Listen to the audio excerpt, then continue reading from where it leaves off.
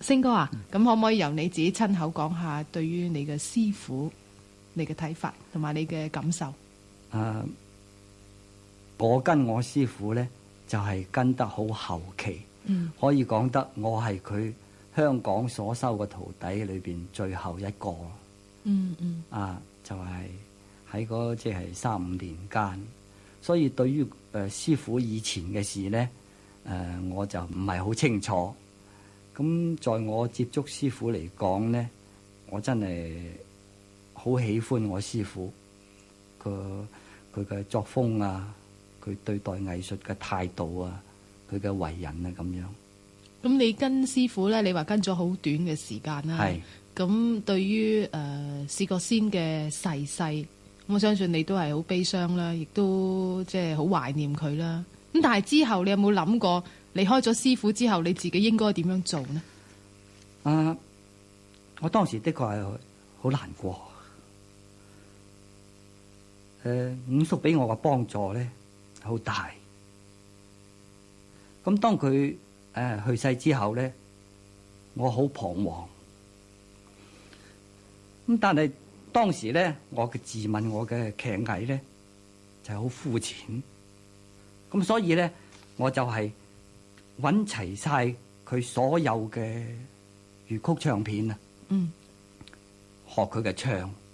因為可惜當時咧仲未有錄影帶啊，咁我就喺唱片裏邊咧學佢嘅唱法，佢嘅技巧啊，咁樣就一味聽。我之所以學五叔咧，我希望唔係學佢嘅一舉一動或者點，我係要學佢嘅神髓，同埋佢演戲嘅態度、細微嘅地方。咁樣咧，後來咧，我覺得我咁樣學法，因為佢到底係經已即係過咗世啦，我再唔能夠向佢學啲咩新嘅嘢，所以咧我就向其他方面學習。咁樣咧就喺我哋粵劇界裏邊咧，好多前輩根本上係值得我哋學習嘅。唔講話我哋粵劇，就算京劇、潮劇、紹興戲，大家嘅係姊妹劇種咧，都有借鏡嘅地方。咁所以咧，我就另一方面咧，我更加鑽研京劇裏邊嘅技巧，或者佢嘅演出法。練功我啲所謂就係冇咩間斷噶啦。咁啊，曾經有一個時期咧，我因為自己嘅聲線唔係好雄厚啊，或者咁樣啊，唔係可以講得唔係好聲啊。咁所以咧，我就曾經學過京曲。我覺得京曲嘅人即係唱京戲嘅人咧，佢點解會咁好聲、咁好氣魄可以拉得咁長？佢嘅用氣嘅方法喺邊度咧？咁樣，所以我曾經學過京曲，希望能夠對我唱粵曲有幫助。咁你學咗幾耐度啊？唔係好耐啫。因為我覺得係京曲係俾我預備吊嗓用，所以我學嘅唔係好多，只係幾個唱功戲嘅片段。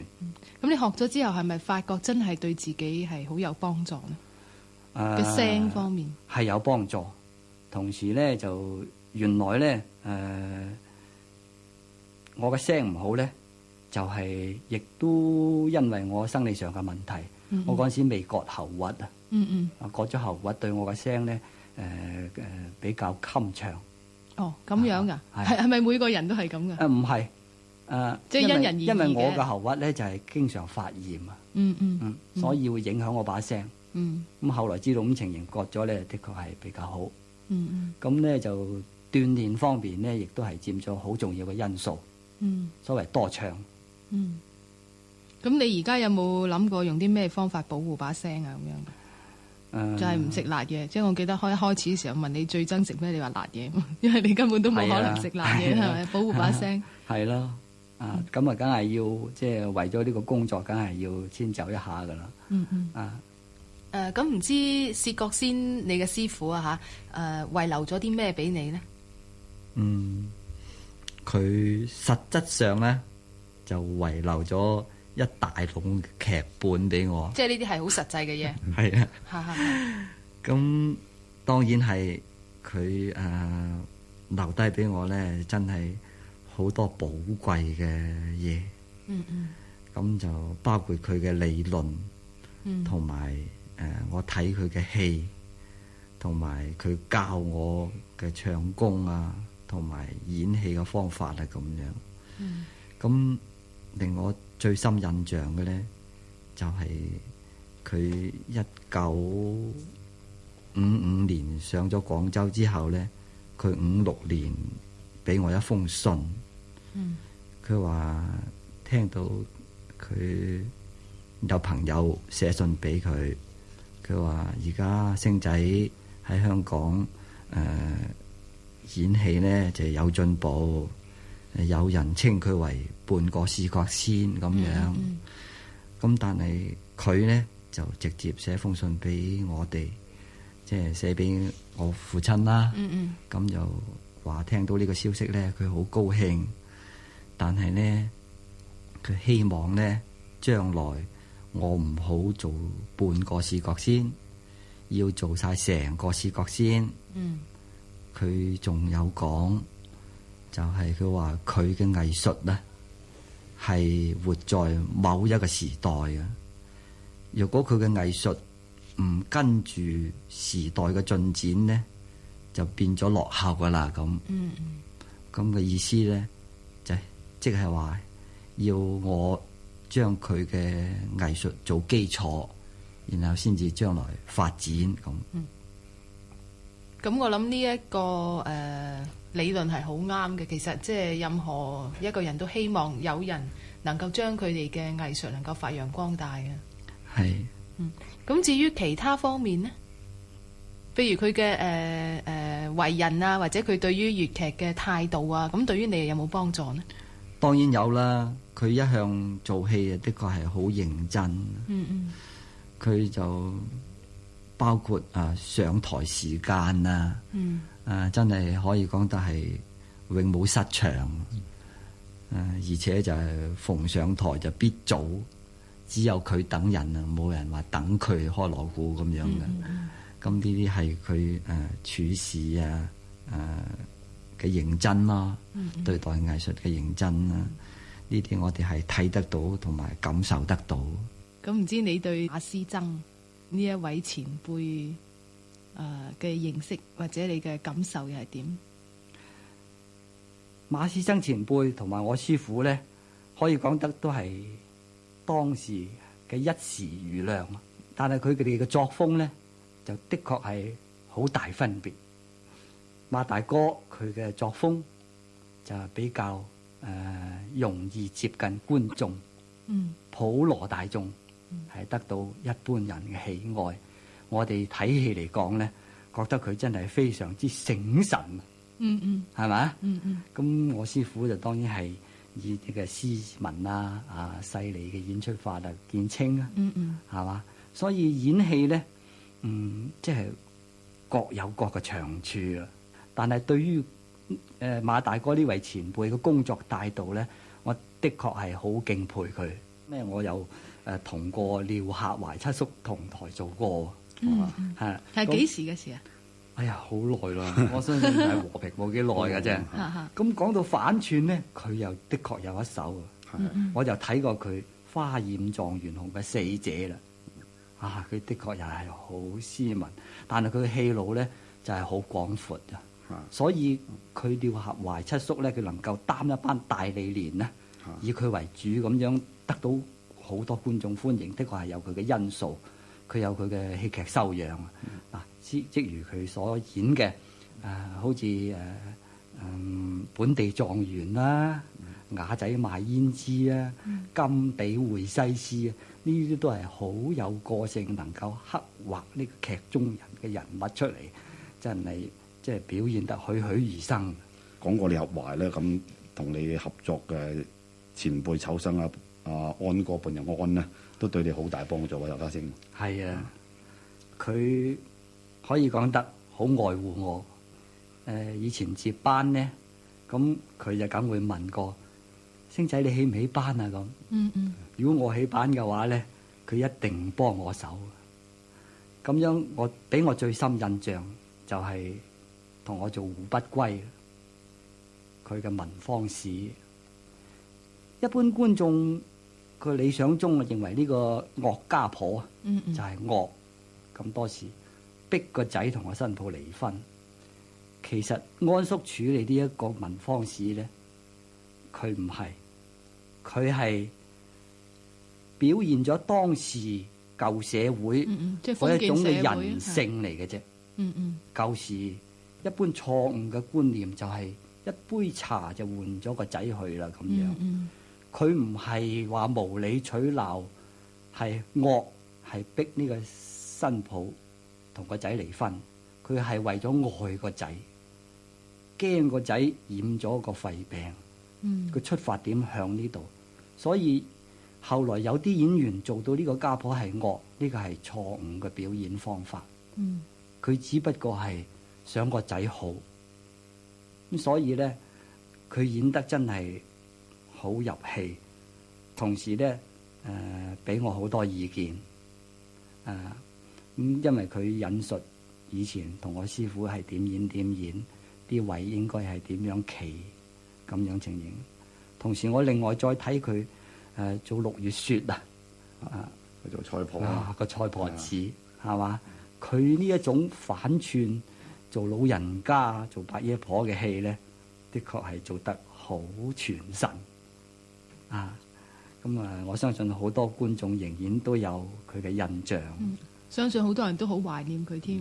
係啊，佢做戲仲有一個好處就係恰可。佢永遠唔會搶戲，亦都唔會影響到你生旦嘅演出，唔會打亂觀眾嘅感情。係到佢做嘅時候咧，佢就係交夠出嚟俾你。呢個真係一個好嘅演員。咁講完安叔咧，我就想提一提佢嘅太太上海妹，我哋叫妹姐。我咧就可以講得睇佢嘅戲唔多啦，因為我出得道遲啦。但係喺花旦行中咧，妹姐咧可以講得係一個最唔好聲又最唔靚。係啊，我記得早排我做節目嘅時候咧，都有啲聽眾打電話嚟，即係講呢個問題啊。但係佢即係佢把聲唔靚，但係佢一樣好受歡迎嘅喎。佢啲妹腔又係一樣好，即係好多人中意嘅喎。係啊，我仲記得即係以表演一個大家閨秀嚟講咧，佢的確係佢有佢嘅風範。做花旦最重要嘅咧，就係一個打引上場，同埋一個大壯點，即係中板嘅上場。咁仲有嗰啲慢板嘅上場好緊要。因為一個演員，當你一踏出虎道門嘅時候咧，你嘅人物個性氣質就要配合個劇中人嘅要求，即刻要俾人一眼睇到。冇錯啦。咁咧我就睇佢，亦都係睇佢同阿五叔做《胡不歸》啦。佢呢個打引咧，即係啲步伐跟隨個鑼鼓點咁去行嘅個節奏。演戲最緊要係個節奏。你跟隨鑼鼓嘅節奏，跟隨個音樂嘅節奏，咁自然咧混埋一體嘅咧，就可以俾觀眾一個好完美嘅感受啦。咁同時當時咧，佢做《胡不歸》咧就唔係着披風，比話講就係冇水袖嘅，佢係着衫裙，好似青裝咁一條裙，圓角衫就係冇袖嘅，一般好似唐裝袖咁樣。咁樣咧，呢個係對演員一種考驗嚟嘅喎。凡係冇袖遮掩嘅手咧，有陣時真係唔知擺喺邊度至啱。但係咧，佢嘅手咧就好有安排。有陣時一前一後拎下大頭垂落嚟嘅線水咁樣，臨坐埋位，因為佢嘅趙憑良係有病，佢會撳一撳個耳柄，然後先至轉個身，禮手拎起後邊嗰紮黑線水，然後先至坐低。咁呢啲咁嘅細微嘅演法咧，我相信咧就真係值得我哋去思索嚇，值得我哋去研究。咁啊，另外咧，講到生角嘅行當啦，我都好喜歡我哋嘅師兄陳錦堂。係啊，佢真係一絕又係絕演得啊！因為我哋講生角嘅行當當中咧，就不離係長靠短打。長靠咁啊，梗係着網啊、着扣啊咁樣啦嚇。個長靠戲咧，佢裏邊就有啲趙韻啊。演長板波一場啊，百萬軍中藏阿斗啊，咁的確佢着呢件大扣咧，的確係好有威，兼夾個身好爽噶。同時咧，我亦都睇過佢所謂飛椅啊，飛椅咧就係台中間擺一張台，有一張凳擺喺台上邊，咁佢就好似山大王咁上去坐低啦，咁啊衝頭步上。哇！死啦，唔知邊個死咗啦咁啊！於是乎，打真果然就氣到啦，氣到手板完唱完一句，一捽眼一醒，哎呀唔得了啦！佢就連人帶椅喺台飛落台。咁佢呢個技巧響邊處咧？就佢係一隻腳落地，就一隻腳咧就勾住嗰張椅嗰張橫。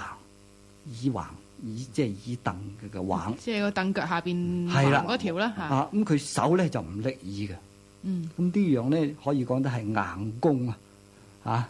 咁啊照佢講啦，佢話舊時係想打武棒，就即係我哋古老粵劇裏邊嘅即係嘅練功場地打武棒，呢啲就係唔係好。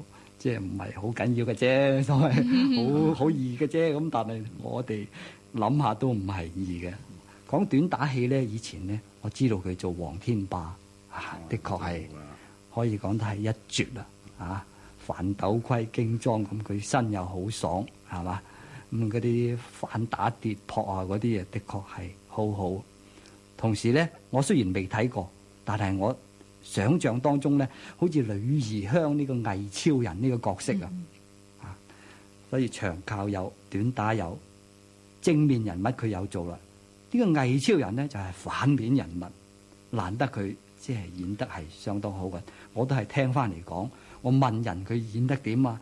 而且根據我所見佢演嘅戲咧，反派戲啊，佢呢個魏超人咧演得你啲官唔好講話正印花旦又中意佢，收尾佢變心又恨佢。睇到觀眾咧，覺得呢個人咧又愛又恨，難怪個花旦會咁中意佢。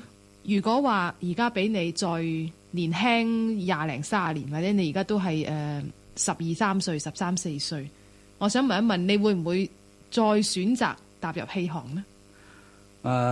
如果我喺嗰陣時嘅興趣咧，仍然好似係而家咁咧，我一樣都會選擇踏入戲行噶。因為咧，回想我當初踏入戲行之前咧，我的確係唔知道做戲原來係咁難嘅。即係要經過咁多努力咁艱辛。係啊，但係佢有咩吸引力吸引到你可以一路堅持走呢條路咧？呢個係我相信係一個人選擇行業嘅興趣啦。係嘛？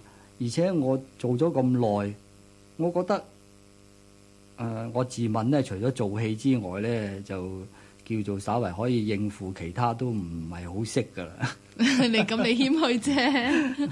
嗱，我聽咗你講咗咁多你嘅以前學戲嘅經過啦，你嚟戲行嘅甜酸苦辣啦嚇，咁又講過你一路演戲以來演嘅劇目啊，你嘅電視嘅演出啊、唱片啊、電影啊，你對粵劇界嘅展望啊，你嘅星迷俱樂部啦，你嘅家庭生活啦，你點樣準備去訓練新人啦，你喺粵劇界所攞嘅榮譽啦，等等等等，好多好多嘢。咁除咗我哋學到嘢之外呢，我就想問一問，你會唔會將呢啲所有嘅嘢將佢集合起嚟出一本林家聲自傳或者林家聲回憶錄之類嘅書呢？嚇？咁我自問咧，我所識嘅嘢就唔係好多啊。我都已經覺得好多啦。